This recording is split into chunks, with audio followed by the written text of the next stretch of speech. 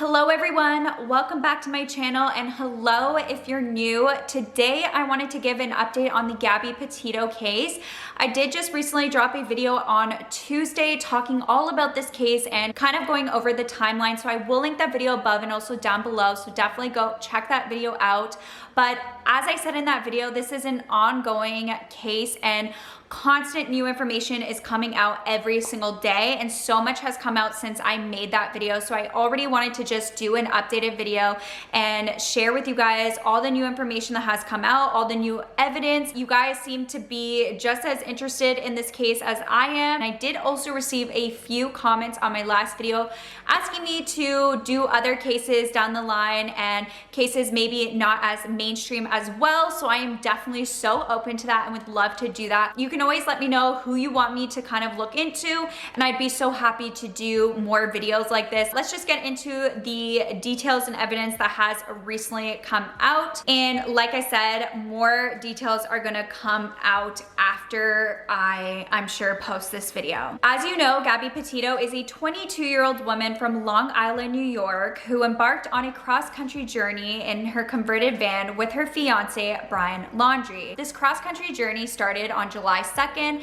and was supposed to go all the way until October, I believe around even to the end of October, so near Halloween.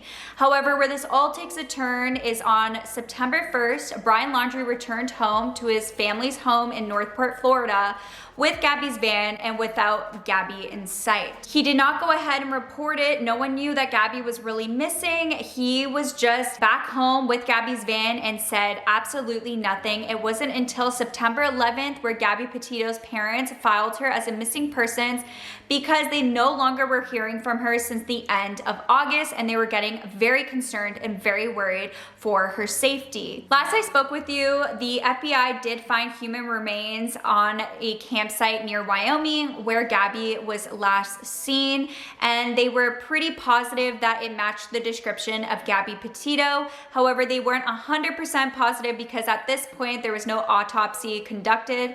An autopsy was conducted on the human remains on September 21st, so just on this Tuesday, and unfortunately the coroner did come back identifying the human remains to be Gabby Petito. The manner of death was now ruled as a homicide. The cause of death has not been released as of yet because of course it does take a little bit more time and they haven't released much other than that, but they did rule the manner of death a homicide. So this has now become a criminal investigation. And I feel like a lot of the public and people had their suspicions already and just knew that this whole situation was very odd and fishy with Brian Laundrie and just the whole thing of him coming back, not reporting her, getting a lawyer right away, and the parents and him being very tight-lipped.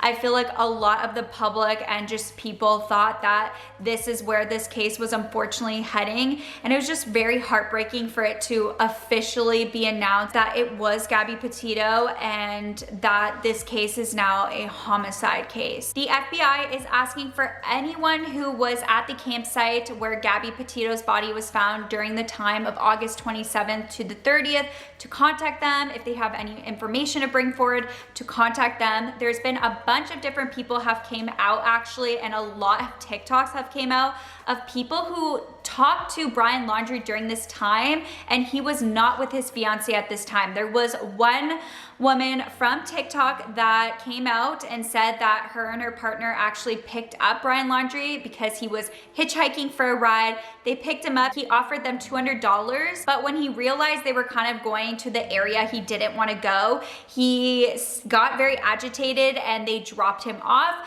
I will try to find the TikTok and play it right now so you can kind of hear the whole story. Hi, my name is Miranda Baker, and on August 29th, my boyfriend and I picked up Brian at Grand Teton National Park at 5:30 at night at Coulter Bay. He approached us asking us for a ride because he needed to go to Jackson, which we were going to Jackson that night. So I said, hop in. He hopped in the back of my Jeep. We then, proceeded to make small talk. But before he came in the car, he offered to pay us like $200 to give him a ride, like 10 miles. So that was kind of weird. He then told us he's been camping for multiple days without his fiance. He did say he had a fiance, and that she was working on their social media page back at their van. In conversation, I brought up, yep, like, we're going to Jackson. He freaked out. He's like, nope, I need to get out right now. You know, like, pull over. So we pulled over at the Jackson Dam, which I don't know if you know, like, Teton Park, but it's not very far from Coulter Bay. And if this does, like, reach people, I can post pictures of, you know, exactly where we picked him up and the whole route or whatever, and like screenshots of like the timestamps. We dropped him off at 6:09 p.m. on August 29th. He kind of like hurried out of the car, and then he's like, okay, I'm just gonna go find someone else to, you know, hitchhike. And we're like, okay. It was a weird situation. So when we picked him up, he was wearing a backpack, he had a long sleeve pants, hiking boots, and he had like scruff, but he didn't look dirty. For someone who was camping for multiple days, like, he didn't look dirty, he didn't smell dirty, so that part was kind of weird. So as you guys saw, Gabby was not in sight. At this point, Gabby is thought to no longer be alive. If you guys are wondering what's going on with Brian Laundrie has been missing since Tuesday, September 14th, and has been on the run. He is a person of interest, and no one has seen him for over a week. They are having a search to find him, however, they've had no luck. So how exactly are we here? How did Brian go missing? Brian was back in Northport, Florida with his family. They saw him and now he's vanished. He's missing. No one knows where he is. Before I go into that, I just wanted to give a quick description. Authorities describe Brian Laundrie as a white male, 5'8", weighing 160 pounds, brown eyes, and he does have short brown hair. He is buzz cut, but he is balding. However, he has been missing for over a week. Be aware that he could have hair. However, he is balding, like I said, so it's going to be more patchy. I will have a bunch of photos up so you guys kind of can see what he looks like. So if anyone does see him, they can report it. He has been known to have like a clean shave, have stubble, and have full-on facial hair. So I went and threw up a bunch of different options. Unfortunately, we're in the middle still of a pandemic, and he can very well walk around with a face mask, a sunglasses, and a hat, and it would be a lot harder to identify him. That's just kind of seen as more normal right now, but I just wanted to throw this all up so you guys are aware. So if you do see anything, to definitely report it. Like I said, the search of Laundrie is still currently going on. They were searching for him all of yesterday, and they are continuing to search for him. Currently had no luck. So the last we know where Brian was, according to his parents, was on September 14th. He went to the 25,000 acre Carlton Reserve, where they said he went hiking. However, the parents did not report him until 3 days later on Friday, September 17th. So he could have had 3 days to leave that area and completely go on the run. And to be completely honest, in my opinion, and I see a lot of people's opinion, the Laundrie family have been very odd. Gabby Petito was living with Brian's family for over a year. She was about to be their daughter-in-law, and they've been very tight-lipped. They have not been really cooperative. They haven't been helping Gabby Petito's family at all. Whatever little information that has been coming out is through the lawyers, and it just looks very odd and suspicious. And it's very strange to me that he was reported missing 3 days later. And right now they are searching through the 25,000 acre Carlton Reserve. And if you guys see the area, it is just very dense. It's very difficult to look through because there's so many trees. 75% of parts of it is full of water. It's snake and alligator infested. So it's just been very difficult to look through it, but they are continuing to search through that reserve. And people do have their opinions, wondering if he even ever was there, or if that's just kind of a distraction for them to look there so he can go off on the run and have more time. but we have no idea where exactly he is, of course, until the police and the FBI are able to find him, or if anyone does see him. There was footage found that looks similar to Brian Laundrie. I will pop up a photo, and he is seen wearing a backpack, which is what was said that Brian left with on that day of September 14th. I believe this is like really far away. If I'm not mistaken, it might be like 800 kilometers away from Northport, Florida. So it hasn't been identified as him. I'm pretty sure they even said it might have not been him. But as of now, we just have no idea where exactly he is, if he's still alive. That's always an option to whether he is or he's not. It's just very confusing, and it's just really disheartening that he was able to escape and kind of run away when he did. I believe when he ran away, it was the very next day when he was announced to be a person of interest, so he was already gone. People are very like shocked because there's been a ton of media and reporters and people, and it's very difficult to kind of leave without anyone seeing him. But as of now, is what we know, it doesn't seem like anyone saw him leave, which to me is so strange because there's constant people outside of his parents' house even to this current day. It's so upsetting that he was able to get away and now no one can find him, and he's the last person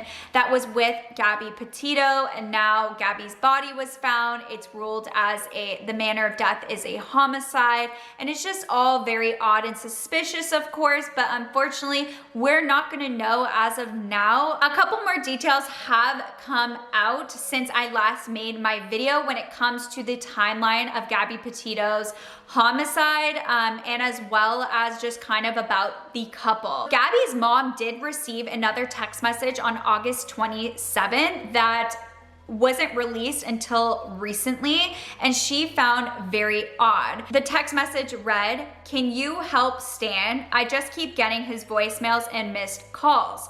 The text refers to Gabby's grandfather as Stan, which is very unusual, and I know for myself, I never call my grandparents by their first name, and Gabby has never as well, and that is why the mom was very suspicious by the way that was worded and by that text, and doesn't believe that was sent by her daughter. And like I said, the last text message that I read in my previous video was sent on August 30th that read, "No service, Yasmite." Like I said, Gabby's mom does not believe that was sent by her daughter as well. So the last time they really talked to Gabby was on the 24th/25th of August, and then it just kind of goes very strange since then. Another big thing that happened within the last couple days is the 911 call was released. So I went over on my first video talking about incident that occurred between Gabby and Brian, and that was they got into this big argument and physical fight that occurred, and a bystander called 911 to report it, and that's when the police came over, pulled them over, and asked what was going on. And there's over an hour of footage of the body cam footage on YouTube currently. In that video, what really was stated, it was kind of made to seem like Gabby Petito was the one that kind of was hitting Brian or scratching Brian, and not so much talking about Brian. But hearing the 911 footage from the person who reported the incident, it kind of blew me away. I will go ahead and play it right now. Grant County Sheriff's Office. Hi, I'm calling. I'm right on the corner of Main Street by Moonflower, and we're driving by, and I'd like to report a domestic dispute. Florida with the white van, Florida license plate, white land, gentleman. Where's it at? 5'6" beard. They just drove off. They're going down Main Street. They made a right onto Main Street from Moonflower. Or what were they doing? Cooperative, but what do you say? What were they doing? We drove by, and the gentleman was slapping the girl. He was slapping her? Yes, and then we stopped. They ran up and down the sidewalk. He proceeded to hit her, hopped in the car, and they drove off. Okay, you said it's a white van? white van. I can give you the license plate if you give me 1 sec. I took a picture of it. That 911 call was different from what we heard in the body cam footage between Gabby and Brian. And Gabby Petito's best friend did state that when she saw the body cam footage of Brian and Gabby, she really felt like her friend was holding things back and wasn't telling the police everything.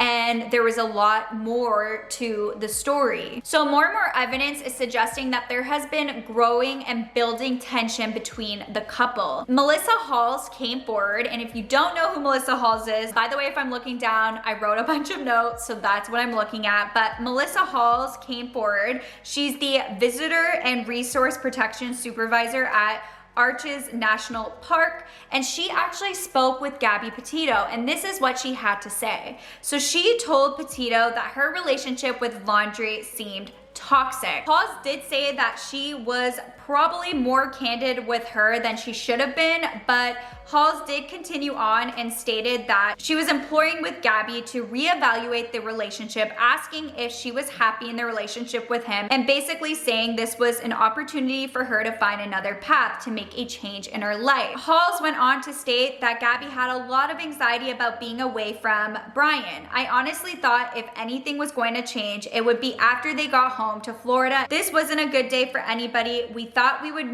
were making the right decision when we left them, said Halls. So this woman actually came out and had a conversation, and it honestly just seems like there was some cracks in this relationship. This relationship definitely seemed to be a lot more unhealthy than what was being portrayed, of course, on social media. I always say this, and social media is a highlight reel and not real life. Anyone can make their life look so glamorous and perfect on social media. People put the best parts of their life and aren't gonna put the struggles and the things that don't make them look perfect. And it really gives everyone these unrealistic expectations. So the last big thing that I want to talk about is the FBI were actually searching earlier this week at the Laundrie family home. So they were searching at their home for hours upon hours. You could see them taking out bins of stuff, and they officially declared the home as a crime scene. So that just tells you a lot. There's probably a lot more that's going to come out. I know that they are trying to get warrants, and they're going to try to look through like computers and all of that kind of stuff, and I'm sure that's going to give away a lot. Looking through computers and phones. Really just hope that this can get solved, like I said, sooner than later, that they can find Brian Laundrie in one piece so the family can get their answers and Gabby Petito can get the justice that she deserves. It's just really upsetting to hear what ended up happening. Gabby Petito's dad did talk about Brian and Gabby a little bit and stated they've been on these types of vacations before and nothing happened. It seemed like it was a great time and all happy, and to see what ended up happening here. There's also a bunch of other information that has been coming out that I've read from some sources, and then some sources say otherwise. So I feel like there's a little bit of misinformation out because of course the public and the media doesn't know everything that's happening.